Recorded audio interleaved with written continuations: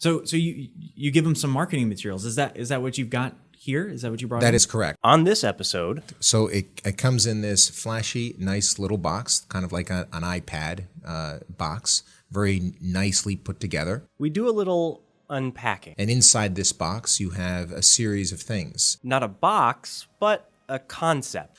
You have 2.5-inch buttons that your staff can wear that resembles healow.com. One that could mean the difference between success and failure, but that can also cause some pretty strong reactions. In addition to that, you have 3 large posters that are approximately 3 feet, 2.5 feet by 3 feet, that advertises Helo, one, healow.com, the Helo app, and then a poster that combines both of them.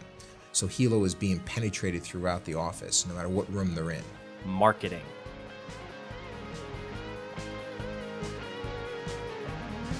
Welcome to this third installment of the eClinicalWorks Helo Talks podcast. I'm Adam Siladi, and today we wrap up our exploration of patient relationship management.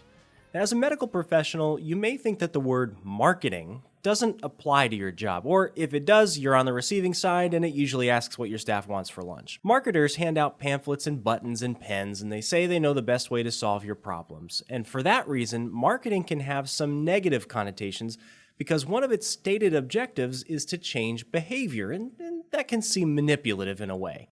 But if you think about it, a lot of what healthcare focuses on today is behavior change. You should get more exercise. You should eat less sodium. You should quit smoking.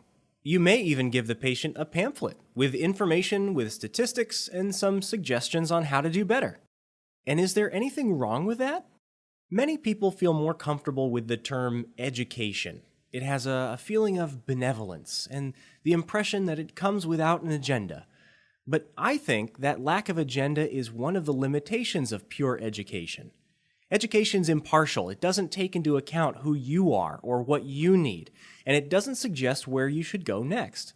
Now, on the other hand, while marketing educates, it also contains a message that is important to the sender, tailored to the receiver, and that offers a clear suggestion on what to do. And while I usually don't require this kind of intervention at the doctor's office, I always seem to get it in the dentist's chair. But the main point is that unless you want to be content being the only one who is the change that you want to see in the world, then you need to tell people what you think. If you listen to just about any of our eClinicalWorks podcast episodes about patient engagement, the way those offices have made change is through an organized effort to communicate a better way to those that need to hear it. But even when all the signs might point to a successful marketing campaign, those offices might deny it, as I found out in my conversation with Sherry Crooker from Gwinnett Center Medical Associates. How did using Helo transform your practice? It's streamline our appointment process, that's for sure. We don't have that huge influx of calls on Monday morning. When we started with Patient Portal, we were getting over 500 phone calls a day. We're down to about 100 calls a day. It probably took about a year for the phone calls to really start dropping and all of our patients to get used to Patient Portal.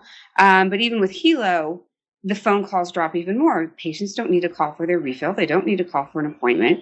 They don't need to call and ask a nurse about their labs. They simply send a message. How did you manage that change? Did you have to market yourself to these patients in terms of these updates? I wouldn't call it marketing. I put out an email blast, or I started putting flyers. I would type up my little Word documents on my computer about Portal and explaining briefly how to use it, what it does, and anytime any updates came along, Helo. Maybe Sherry didn't think they were marketing because what she was doing seemed so simple, but marketing doesn't have to be complicated to be effective, which is perhaps where many offices become intimidated. At the heart of marketing is a message, and it can be any message. It can be a message for your patients that you're now open later on Thursdays to make it easier to get an appointment, or it could be a message for your staff that the new workflow is important for you to participate in a national quality program or meet shared savings goals. In some ways, the emphasis on collaborative care encouraged by patient-centered medical home models is going to present a lot more occasions for marketing in the medical setting. Instead of prescribing a solution, providers may find themselves presenting several options for treatment to a patient, weighing those options with them, and ultimately letting the patient decide on the best course of action. Now, success depends on more than just the message. If you want people to get the message, you have to figure out how you're going to deliver that message. The biggest obstacle I think I had at the beginning was telling providers not to use the word email. So trying just to get that nomenclature out there. It's don't say email, portal. Use your patient portal. Set up your patient portal. Send me a portal message was huge. It was getting them to change their whole thinking about, let's not use the phone anymore. Let's make it more streamlined. And they took to it really well. And after this episode, make sure you look up Season 3, Episode 2 of the eClinicalWorks podcast. In it, fellow caster Brian Saul talks with Carson City Medical Group, and they have some fantastic examples of how they effectively use marketing to educate their patients. But in the meantime, I should introduce someone, or you know what, he can introduce himself. Hi there, my name is Tony Polito. I work with the Helo team here at eClinicalWorks.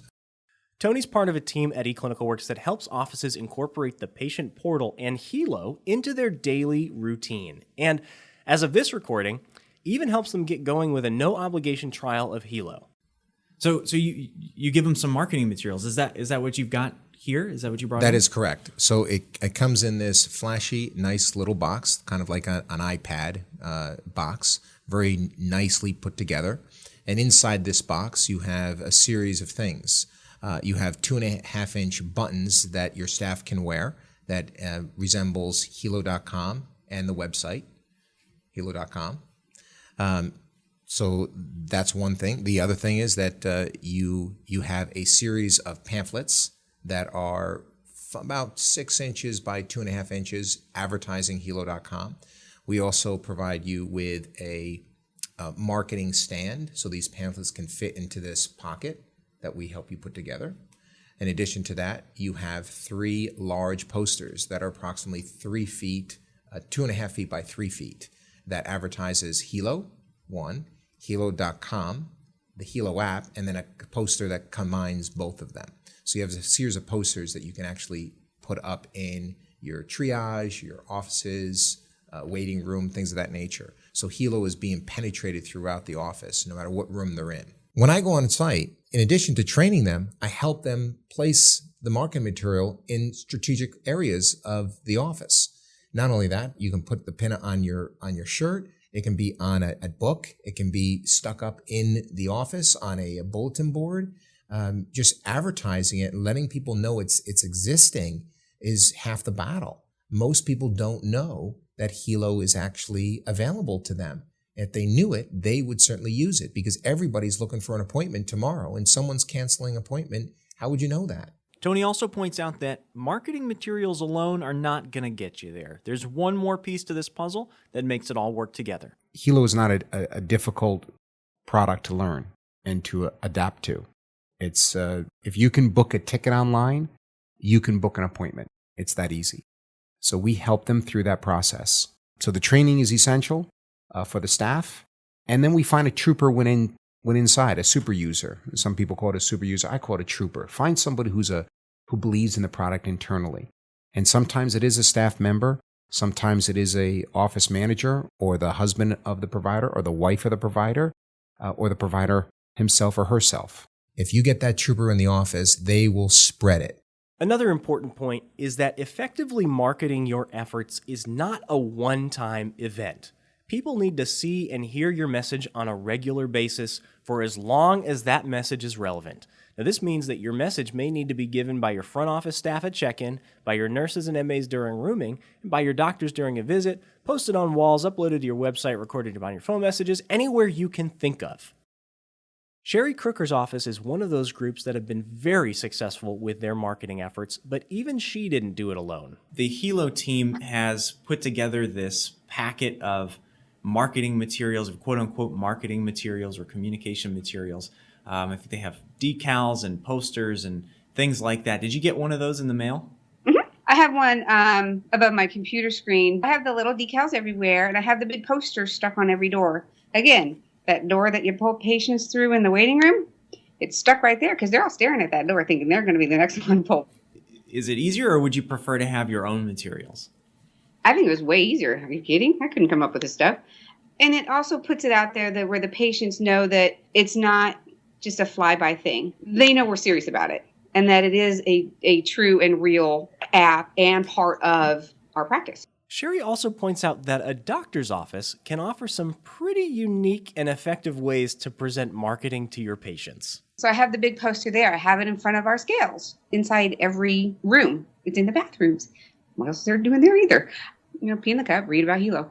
Talk about a captive audience.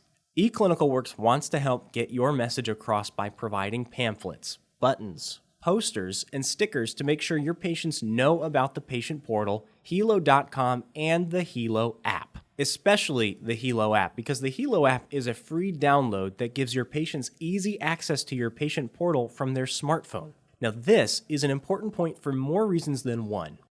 As Dr. Hinson noted in our first episode, one of the most overlooked reasons that patient engagement fails to catch on in an office is that the patient doesn't access their portal on a regular basis.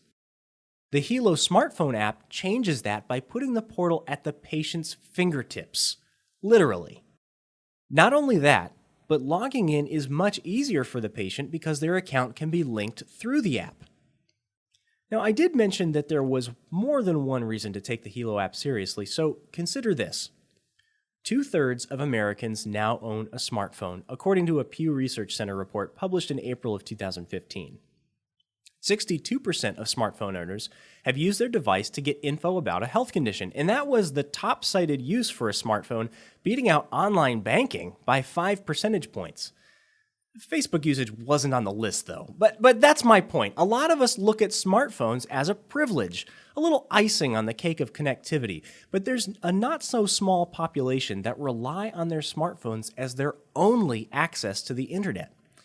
The Pew Research Center reported that 7% of respondents were completely smartphone dependent for their access to the internet, and nearly 25% had restrictions on internet access outside of those devices. So think about that, patient-centered medical home hopefuls, the next time you are asked to run a report to evaluate potentially vulnerable populations. The fact that Helo gives patients access to your patient portal might seem like fluffy buttercream to you, but to someone who's actually smartphone dependent, that could be the bread and butter of their relationship with your office. Now, you might not even realize, but the right marketing could make all the difference for your patients. Full disclosure, in case you didn't realize, I've been marketing to you this whole time, but I hope you also come away from this feeling better educated about the things that have made others successful.